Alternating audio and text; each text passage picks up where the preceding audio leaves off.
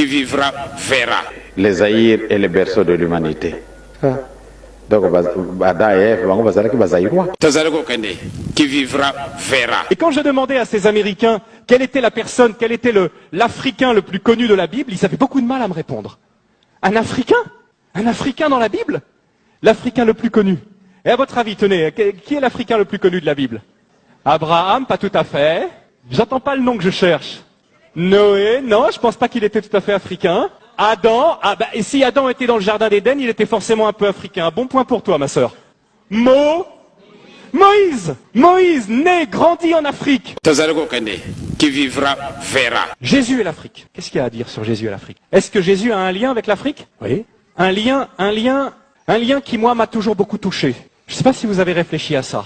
Jésus a eu 2 connexions dans sa vie avec l'Afrique. Deuxième connexion, un peu plus difficile à trouver. À la fin de sa vie, dans ses dernières heures, qui c'est qui porte sa croix? Simon de Cyrène. Qui est Simon de Cyrène?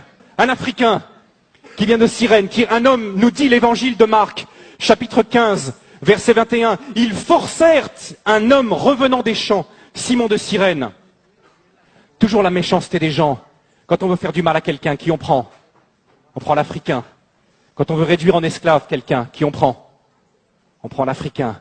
La méchanceté, toujours qui est là. Le soldat romain qui dit, hé toi là, allez, va porter la croix. Et qu'est-ce qu'il fait? Simon de Cyrène, il porte la croix de Jésus. Il fait ce que les disciples auraient dû faire. Il devient quelque part le symbole de nous tous qui portons la croix de Jésus aujourd'hui, qui marchons derrière lui. C'est un Africain qui fait ça. Et c'est curieux parce que l'évangile de Marc dit, ils forcèrent un certain Simon. Qui vivra verra. J'étais aux États-Unis et je parlais sur ce sujet avec un petit groupe de personnes qui semblaient ignorer complètement que l'Afrique se trouvait dans la Bible.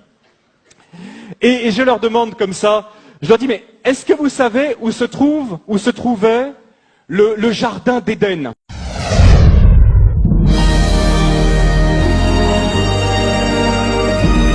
La vérité, écoutez Kalabele, la vérité. Les mensonges resteront toujours les mensonges. Qui vivra verra. Je voudrais vous parler du plan de Dieu pour l'Afrique.